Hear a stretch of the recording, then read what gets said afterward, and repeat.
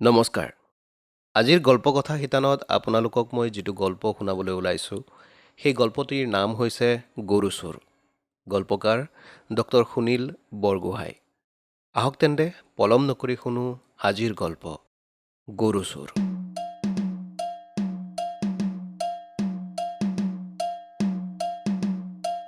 গৰু চোৰ ওলাইছে।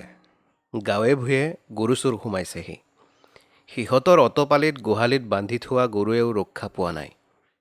এৰাল দি থোৱা বাটত গছৰ তলত ঘাঁহ খাই পাগলি থকাৰ পৰা গৰুবোৰ নোহোৱা হৈছে। জিৰণি লৈ থকাৰ পৰা গৰুবোৰ ফুচুলাই খেদি লৈ উধাও হৈছে চোৰ। কিন্তু প্ৰকাণ্ড প্ৰকাণ্ড গৰুবোৰ চোৰে কেনেকৈ মুহূৰ্ততে মানুহৰ চকুৰ পৰা নাইকিয়া কৰিব পাৰে? কেনেকৈ কোন বাটেদি সিহঁতে খেদি নিয়ে গৰুবোৰ? যদি গাড়ীত নিয়ে তেন্তে গাড়ীৰ শব্দ কিয় নুশুনে মানুহে? যদি খেদি নিয়ে কিয় নেদেখে ৰাইজে? সঁচাই আচৰিত। কেশৱৰ জাকত জিলিকা নোদোকা গৰুহাল দিন দুপৰতে এৰাল দিয়াৰ পৰা নোহোৱা হ'ল। ইমান সন্ধান কৰিলে, থানাত দিলে, বেজৰ বেজালি কৰিলে, তথাপি গৰুৰ শুংসূত্ৰ আজি পৰ্যন্ত নাপালে। ইফালে বাপধন বেপাৰীৰ কাজলীজনীও জাজ ফুৰাৰ পৰাই নোহোৱা হ'ল। প্ৰাথমিকত একেলগে পঢ়া গাঁওখনৰ নীৰেণ আৰু বীৰেণে কথা পাতি পাতি ফুটুকনি দৰাত প্ৰৱেশ কৰিলে।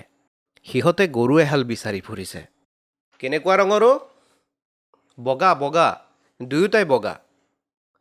গড়পিত কেনে? ওখ পাখ, বেছ তজবজীয়া।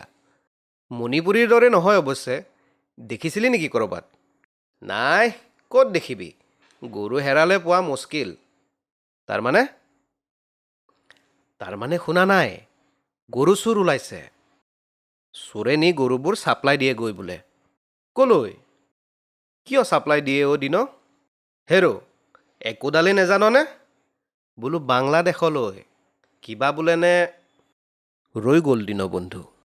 মূৰটো খজুৱাই বীৰেণে নীৰেণলৈ এবাৰ, আকাশলৈ এবাৰ চোৱাত লাগিল। তাকে দেখি অতিষ্ঠ হৈ বীৰেণে ক'লে, হেৰ' ক আকৌ, তেনেখন কৰিছ কেলৈ? ইফালে সিফালে বেছ সন্দিহান হৈ চালে দীনবন্ধুৱে। তেনেহেন পাপ কথা তাৰ মুখত নোলায়ে দেখোন। তথাপি বীৰেণ নীৰেণৰ চাৰি চকুৰ তাগিদাত পৰি হাতৰ দাখন কাষলতিত চেপি ধৰি কৰজোৰে আকাশলৈ চাই কৃষ্ণ কৃষ্ণ বুলি দুবাৰমানলৈ বীৰেণৰ কাণে কাণে ক'লে, কাটি খাই গৈ হেনো। হে, সঁচানে? তেনেহ'লে এই হালো? অঁ, তহঁতে বিচাৰি ফুৰা হালো। হে হৰি, কি শুনিলোঁ প্ৰভু? নীৰেণলৈ চাই বীৰেণে দুখ মিহলি মাতেৰে ক'লে, ঐ নীৰেণ, বাদ দে, ঘৰলৈ উভতো ব'ল। কিন্তু কি? 500 টকাৰ লোভ। হ'ব দে, সেই 500 টকা খৰি বিকি উলিয়াই ল'ম। তথাপি লোকে কাটি খাবলৈ গৰু বিচাৰি দিব নোৱাৰোঁ দেই। ৰচোন এইডাল, হঠাৎ সিদ্ধান্ত নল'বিচোন। গৰুহাল বিচাৰিহে দিব লাগে। ক'ৰবাত যদি জোপোহাত সোমাই জিৰণি লৈ আছে, তেনেহ'লে পাই গ'লি নহয় ফটক কৰে 500 টকা। বীৰেণ আৰু নীৰেণলৈ তীক্ষ্ণ দৃষ্টিৰে চালে দীনবন্ধুৱে। সি যেন কিবা এটা ৰহস্যৰ গুণ পাইছে। কি 500ৰ কথা ক'লি অ' বীৰেণ? কেলৈ, গম নাপাৱ হ'বলা। এহাল গৰু হেৰাইছে। শদিয়াৰ ফালৰ পৰা কিনি খেদি অনা গৰু বেপাৰীৰ জুমৰ পৰা এহাল গৰু পলাই গৈছে। সেইবাবে বেপাৰীজনে সকলোকে ফোন নম্বৰ দি দিছে। বিচাৰি দিওঁতালৈ 500 টকা কেছ দিব বুলিও ঘোষণা দিছে। সেইবাবে আমি হাবি বননি পিটপিটাই বিচাৰি ফুৰিছোঁ। ক'ব নোৱাৰি নহয়, ভাগ্যৰ কথা। গৰুহাল যদি ক'ৰবাত কেনেবাকৈ পাই যাওঁ, তেন্তে মাৰিলোঁ নহয় 500 টকাৰ দাও। পিছে বেপাৰীজন আছে ক'ত? দেওবৰীয়া হাটৰ বজাৰ ঘৰতে।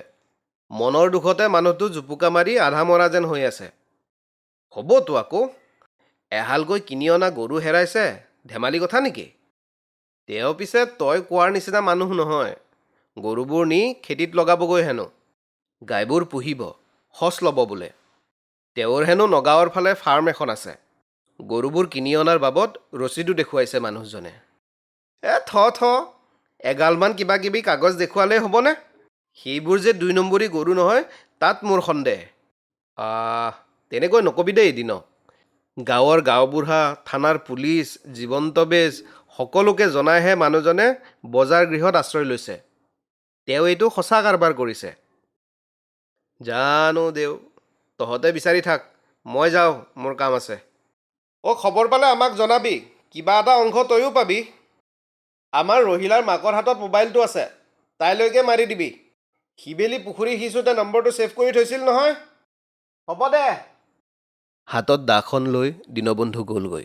ইফালে বীৰেন আৰু নীৰেনেও বল বল বেলিয়ে লাহ দিলেই বুলি গৰু বিচৰাত লাগিল।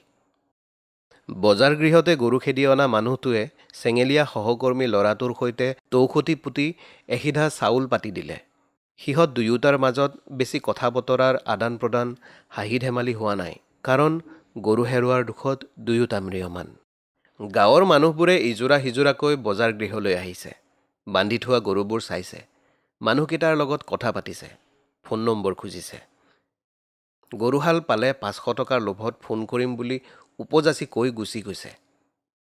নিশা 9 মান বজাত জীৱন্ত বেজ আহি বজাৰ গৃহৰ গৰু বেপাৰীক চিঞৰ মাৰি মাতিলেহি। বেজৰ গৰুগম্ভীৰ মাতত প্ৰথমতে থতমত খালে গৰু বেপাৰীয়ে। হেৰা, তোমালোকৰ বিষয়ে বহুখিনি সম্বেদ পালোঁ। পিছে কালিলৈ যাবাগৈ হ'বলা। এটা কাম কৰা। কি কাম খুৰা? মানে কালিলৈকে থাকি যোৱা, গৰুহালৰো সম্বেদ পাবা।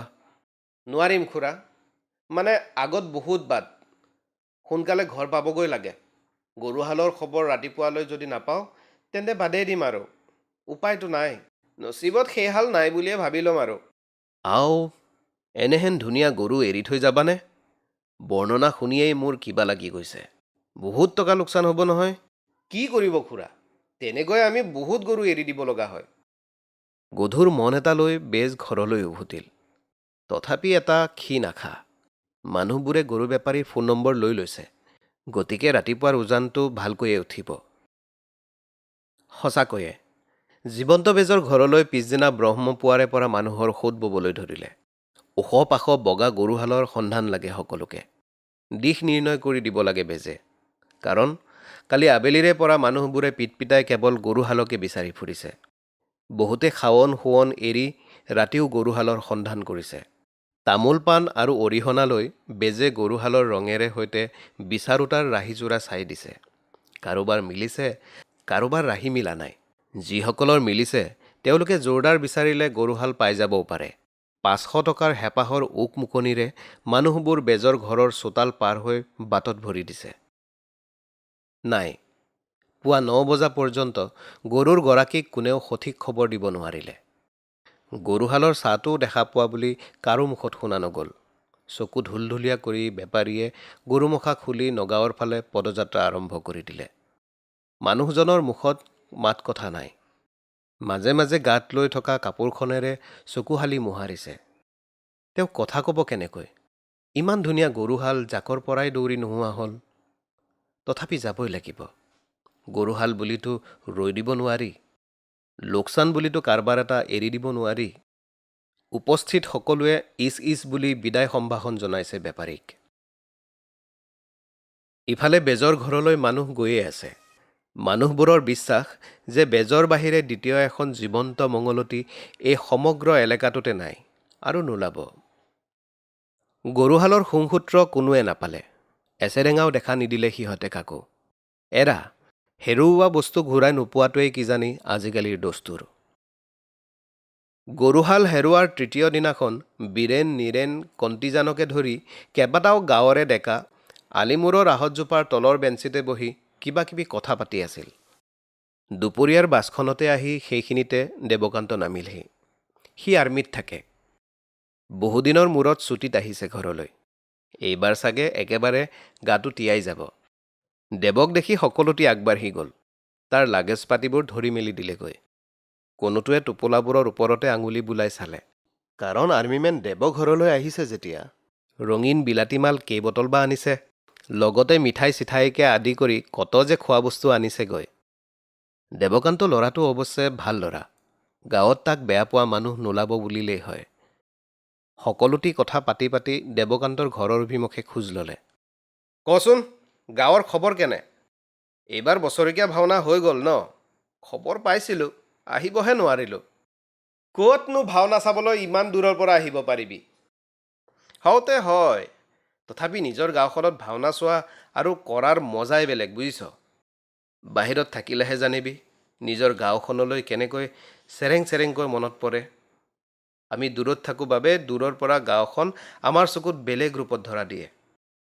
আমাৰ গাঁৱৰ মানুহবোৰ বৰ সহজ সৰল, কাৰো অন্যায় নকৰে, কাৰো লগত হাই কাজিয়া নকৰে, কৰিলেও পিছদিনা তামোল পাণ দি মাপ খোজে।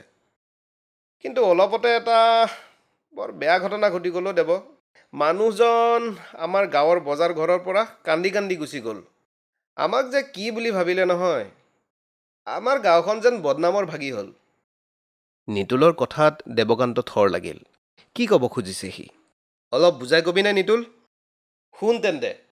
গৰু এহাল হেৰুৱাৰ লগৰ আটাইখিনি কথা নিতুলে দেৱৰ আগত সবিস্তাৰ কৰিলে। দেৱকান্তই কথাখিনি শুনিলে। অলপ সময় কিবা এটা ভাবিলে। গভীৰ হুমুনিয়া এটা এৰি ক'লে, সেইবাবেই কৈছিলোঁ আমাৰ গাঁৱৰ মানুহখিনি সহজ সৰল বুলি। কেৱল সৰলে নহয়, অলপ বুৰ্বকো। তহঁতে বেয়া পাবও পাৰ, যিহেতু তেনেকুৱা বহু ঠাই ভ্ৰমিলোঁ, বহুত মানুহ লগ পালোঁ। সেই ধৰণৰ বহু নাটকো দেখিলোঁ। নাটক? নাটক নহয় কি? আমি বুজা নাই অ' দেৱ। নুবুজিবিতো। সেই মানুহটোৱে মানে গৰু বেপাৰীয়ে তহঁতক ঠগিলে। ঠগিলে? কেনেকৈ? তাৰ গৰু আচলতে হেৰুৱাই নাছিল। সি গৰু হেৰুৱাৰ এখন সুন্দৰ নাটক ৰচনা কৰি সহজ সৰল গাঁৱলীয়া মানুহখিনিক আভুৱা ভাৰিলে। বিচাৰি দিওঁতালৈ কেছ 500 টকা ঘোষণা কৰি মানুহবোৰৰ ধ্যান সি কেনিবাদি ঘূৰাই দিলে। সি দিয়া নম্বৰটো চলন্তি নোহোৱা কিবা এটা। তহঁতে মাৰি চালেই সেই কথা গম পাবি। আচলতে সি গৰু চোৰ। বাটত ঘাঁহ পাগুলি শুই বহি থকা আমাৰ গৰুবোৰ সি নিজৰ জাকতে খেদি লৈ যায়। তাহাঁতৰ যোগসূত্ৰ বহুত।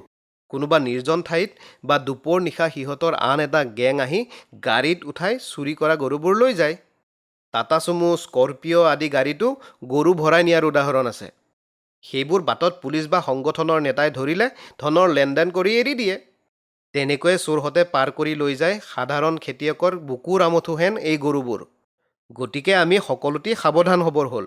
ঐ ল'ৰাহঁত, সাৱধান নহ'লে নচলিব কিন্তু। হে, তই কোৱা কথাখিনি একেবাৰে সঁচা যেন লাগিছে অ' দেৱ। আটাইয়ে দেৱকান্তৰ মুখলৈ চাই সমস্বৰে কথাখিনি কৈ উঠিল। এয়াই আছিল আজিৰ গল্প গৰু চোৰ। গল্পকাৰ ডক্টৰ সুনীল বৰগোহাঁই। গল্পটি শুনি আপোনালোকে কেনেকুৱা পালে নিশ্চয় আমাক জনাবলৈ নাপাহৰিব। গল্পকথাৰ পৰৱৰ্তী শিতানত পুনৰ লগ পাম অন্য এটি গল্পৰ সৈতে। তেতিয়ালৈকে মই মানৱজ্যোতি কলিতাই আপোনালোকৰ পৰা বিদায় লৈছোঁ। নমস্কাৰ।